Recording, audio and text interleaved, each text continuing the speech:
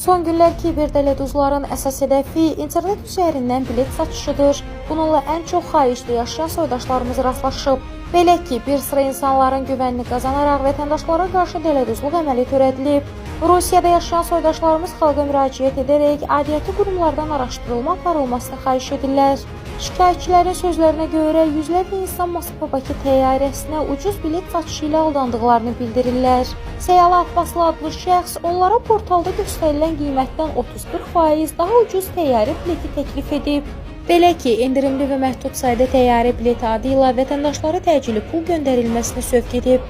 Moskvada yaşayan soydaşlarımız bu şəxsin göndərdiyi müxtəlif adamlara məxsus bank kartlarını ödəniş etsələr də nə bilet olub, nə də ki Bakıya qayıda biliblər.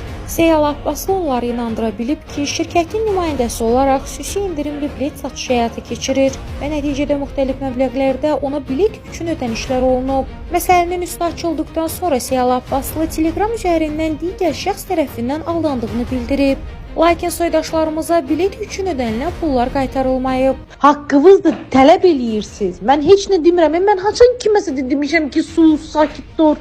Mən pulu qaytarmıram. Niyə bu qədər üstümə gəlirsiniz? Haçan sənə demişəm, qurban olum sənə. Haçan demişəm ki, vermirəm.